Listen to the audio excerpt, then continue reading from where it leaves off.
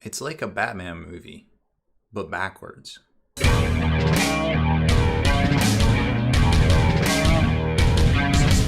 Spiky Bits.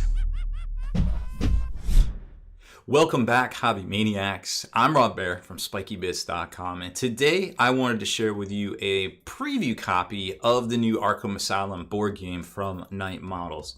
They sent this over to us ahead of their Kickstarter to kind of take a look at and share with you all. We're not going to play the board game. We're not going to learn the board game because that's not our thing here, right?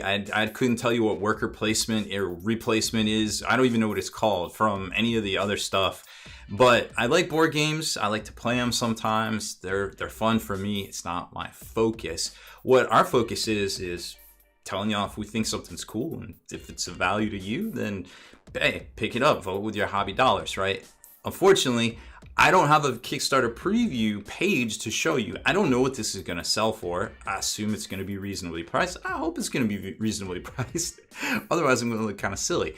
But that being said, I've always been pretty happy with Night Models, and it's always good to kind of help, promote some of those other companies out there that have been putting out great miniatures for 20 some years almost, and just really kind of help them get grow and all ships to kind of rise with the tide. And hopefully this Kickstarter definitely helps them. The figures are going to be in plastic. Everything else is pretty much, I think, close to what it's going to be when it comes out in Kickstarter format. But just kind of keep in mind, the miniatures, if you see them, they are a little rough. I like the sculpts. I think they've got great potential. Can probably use them in some of the Night Models, some of the Batman miniatures game or the multiverse game if you really wanted to, but this is not a final product, so just please remember that. Like, every other comment doesn't need to be, I don't like the miniatures, because I get it. They're not that hot looking. I'm not going to focus on the miniatures. What I am going to focus on is the components and kind of how the game plays, because that, to me, is pretty interesting. So here's the box, and I'm not going to flip this over to show you the back right off the bat, but it's all, the components and all the packaging is, you can tell they've definitely spent a lot of time and effort on it. The miniatures themselves are kind of locked in here, and yeah, they like I said, I like the sculpts. They're about the same size as the current BMG minis that they have out there, but the material, it's kind of, it's not a finished product, I guess is the best thing to say. But there is a ton of these miniatures, and you've got some orderlies and nurses and not cops, but these SWAT dudes. I love these SWAT dudes. Check these dudes out. Like, they are just cool. They got this little riot shield. I think they're called shock troops or something. Those are pretty cool. I'm loving those guys. And once you get through all of the miniatures there, you get into the trays and the components and things. And of course, there might be some third-party offerings that have like foam thing inserts so you can keep everything kind of sorted. But for the most part, this is everything here. There's going to be more. They didn't send us, I guess this isn't everything. There's more villain, or I guess character cards here. There's only 3 in here, but I think there's 7 total. There's a security panel, and then like the how to build your little things that you got to do. It's basically like a scavenger hunt that you're trying to escape out of Arkham Asylum, which I think is just hilarious. And you have to like get all this random eclectic things or craft them by stealing other components. One of them is like the boss man's like of the cop that like runs the place, the security agent guy. I don't know what he's called. I never heard of him before. It's like Mr. Cash or something. But all the components are in here, all the cards and everything, and we'll kind of break that down a little bit more. But it's all pretty vibrant and everything. I don't know if it's going to come with a any sort of coating or anything like that when the final copies come out. But as far as like presentation and this is easy to understand, I get it, because for most people, we're not going to want to spend a bunch of time reading a bunch of rules and trying to figure out a game. We just kind of want to dig in and go. So for a quick start sort of thing, there's 7 different villains. We only have the cards for 3, which is more than enough to kind of show you and tell you, kind of what I think about the game. So those are the character cards, and there's upgrade cards. And there's a couple different modes of play. Like if you're doing easy mode, which there is an easy mode, you get some of these upgrades for free for your character, which is kind of cool to have, but it also kind of like, might make it a little easy, obviously.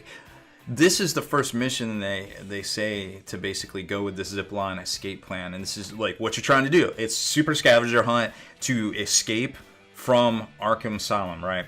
And like one of the things is Aaron Cash's Hook, which is the boss guy, and he literally has like a Captain Hook that you're trying to steal, like prosthetic limb that you're trying to steal to escape with. And he's one of these bosses here. And here's the Batman cards and then Batman stuff. You don't actually get to play with him. And there he is, Aaron Cash. So, you know, you gotta like get the claw from him and use it to like fashion all this. It's just kind of, it's wacky and it's crazy, and this is like written in crayon, which is, you know, these guys might be evil villains or evil geniuses, but it doesn't mean, you know, the most artistic or the most like literate of folks, right? So it's literally written in crayon. I love it. I saw this and I just kind of laughed out loud because it's just utterly hilarious. And then as far as the game board itself, it's very dynamic. Like it's very uncertain and unsettling. You don't really know like what it's gonna be because it just kind of evolves somehow, which is kind of interesting. Like once you kind of think about it. So this is the basic setup, and there's some doors you can't see line of sight, but if it's clear on the corridor you can, and there's guides and stuff, and depending on how many players you're playing, which incidentally there's 7 figures, you can play up to 5 players, so everybody has to have the same amount of super villains. But if you don't play with 5, you could actually play with multiple super villains and kind of go a little crazy. And then if you do, you get like extra quarters, but also you're gonna have to fight extra dudes too, because it like scales up, which is kind of cool. And then like the boss is Aaron Cash, like I just showed you for this one. So that's basically how the setup. You might not even play the same game twice. We saw this in Games Workshop stuff, like the Blackstone Fortress kind of mechanic, which I thought was pretty neat. So this is basically what you're gonna do, and then there's upgrades, there's trackers, and there's all sorts of things that are gonna come into play a little bit too, which we can take a look at. So this is the security panel, which basically keeps track of all the goings-ons. And remember, you have your what is this thing here? The plan, the escape plan. So there's going to be different escape plans, and some of these double as, I guess, rooms too on the back. Again, we don't have a whole lot of the components. I'm sure this thing's going to be chock full. But this is your kind of your heads up, like what's going on. These are your turns before like Gotham City police department storms and shuts it all down, and then I guess you lost. Either Batman tied you up or Aaron Cash tied you up, or you just didn't complete the thing. I don't exactly know. These are like the random mob, I guess they're the challenge cards that you're going to come across, and they're color coded. I don't exactly know why, but I'm sure there's a reason for it. Now, they are going to correspond to the bottoms of the base here. Again, remember, these aren't the actual figures that you're going to get, but and then there's some various security guards like this one here, and then there's the one that looks like he's shooting a taser. I like these shock guards, which I showed you with the storm shields or the riot shields right there, and there's 3 different ones that correspond, of course, to the 3 different ones in the set here. So there's your small, medium, and large. I don't really know, but there they are. Pretty neat. So this is basically how you control everything, whereas the escape plan is what you're trying to do, and of course, you add stuff basically to scale it as well. Almost through all the components. So this is the infamy tracker, and you rotate it clockwise every turn, I think, and it triggers other actions that happen in relation to the card, or some of the cards get flipped, and I guess that's just kind of how it advances everything there as far as that goes. And then there's skill cards that I already showed you that can also kind of line up with the character themselves. There's 3 color sets of dice here, and depending on which one the actions will call for, depends on how difficult it is to do. So the black dice have the lowest chance of obtaining a success. That's probably why there's more of them. Pink dice are the most powerful, obviously, and the green ones are the more intermediate ones. So you can kind of keep that in mind as you're called to do different ability tests, and to pass or fail these sort of things, and to kind of complete all the little things, run around trying to do that scavenger hunt. And then there's a lot of other components. Let's kind of break those down too. I didn't want to dump all this stuff out because that would take forever to kind of pick it up, but just real quick, let's kind of break this down. So a lot of these are like action tokens and things. There's a gossip token in here somewhere that kind of keeps track of that. This is whose priority turn, first player turn right there, so that's kind of your priority token and things. And then there's a whole guide on like what each one actually does that I printed out and took a look at. These little plastic gems here are opportunity tokens. And then these are, I think, what you use to block in your health. And then once you get to the ice cream cone, supposedly, I think you're KO'd, but I'm sure there's some mechanic to where you get like bonus ice cream or bonus kind of rounds, because otherwise you wouldn't be able to count all the way out to here. Or maybe that's just their, oh, okay, that's just their strength and stamina. So obviously Bane is super strong, and then Harlequin only goes up to a 6. So you can't go to the stamps or you're immediately KO'd. That makes more sense. Okay. Still trying to kind of figure it all out, but I like, I like how it's just easy and intuitive. Like, oh wait, hey, that doesn't make sense. Oh wait, now it totally does. Okay, because tell me what, I really don't like it in board games and things where it takes forever to try to figure it all out, and it's just a nightmare. You have to look up a video and do all these things and watch along, and I'm just like, nope. So I really do like, the whole like token thing where they basically show you everything, like Batman hiding, Batman is Batman, not Batman, because you can go into some of those squares and you don't really know if there's technically a Batman there, which is kind of crazy.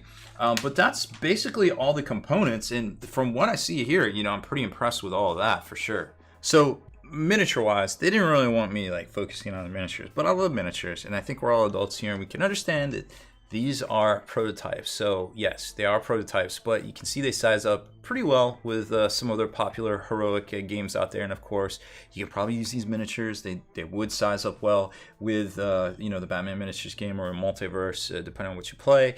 Pretty well, I think. Once you get them glued down to a base and such. So there's Batman, which I think is pretty cool in that iconic blue. And then some of all the villains are in a purple. Penguin doesn't stack up so well against a primary Space Marine, but then they've got everybody. There's Poison Ivy, looking pretty fresh sculpt. It's very similar to her current sculpt, and then Two-Face, and here's Harlequin doing Harlequin stuff, of course. And then the guards are just dope. Like they all got like some really dynamic, like cool poses, or these guys. I don't know. I've seen a lot of like Batman cartoons and movies. I've never really been on the guard side. There's an inmate, and they always kind of look like they couldn't fight their way out of like a wet paper bag. But these guys, like straight up, like don't lock me in a room with this guy here, man. I don't know what would happen. I don't feel very safe. I don't feel like I could escape with some of these folks running around. And then there's, I guess this is a nurse. I forgot what she is, and the warden. And the warden's got a little club behind his back, a little nightstick, so to speak. So as far as the miniatures themselves go, even for prototypes, I think they're pretty dope. But I know, oh, and here's Scarecrow. He's got a lot going on too. Very, very cool. And we saw Bane already, but there he is. And just to give you an idea of how ginormous he is. So these are cool. I'm sure there will be painted versions. There's Joker too. I'm sure there will be painted versions, or versions you can paint when the actual Kickstarter comes out, because supposedly all this is going to be made in plastic. So that's really neat. I wanted to show you the bottom of the box so we could glean some more details from it, but unfortunately it just says prototype on it. So all that to get to the bottom of the box. And no prize whatsoever. Oh well. So the Batman Escape from Arkham Asylum miniatures board game with some miniatures inside of it, will hit Kickstarter on the 26th of October. And I think, with a little like really cool, dope background music and stuff, hitting this game up with a couple of friends would be definitely really exciting. Unfortunately, it's not going to come out at Halloween season, but next Halloween, this might make a really fun game to kind of play, as it's definitely going to have a little bit of suspense, a little bit of uncertainty, because you don't really know what's happening in the game other than a few things you got to do to try to complete, the task and the escape plan. But it's kind of cool. Like, I like the idea. I like the implementation. I just wish I had a little bit more details to kind of share with you guys, but definitely check out the site, spikybits.com, and we'll have some links to the Kickstarter itself, of course, in the comments and in the description of this video, as soon as they become available, because this is pretty much all the information I have right now. I haven't even gotten to play the game yet, but hopefully in the near future we can dedicate some time to actually play this and give you our thoughts as well on that, coming up very, very soon. So that's it for this one. Thank you very much for watching our unboxing of the prototype and review / kind of first look at the new board game from Night Models. So make sure you hit that subscribe button and turn on notifications so you can be the very first to like and comment on all our videos. If you liked that video feature, consider supporting us over at patreon.com and get back in the mail each month a miniature crate full of some of the stuff we review here, as well as some of the top 3D artist designs out there too, to help support what they're doing. Plus, discount coupon codes from some of those same manufacturers. They're yours to keep, whether you cancel or stay on. It's totally up to you. Obviously, we want to keep you as happy as possible. So check it out over at patreon.com/spikybits.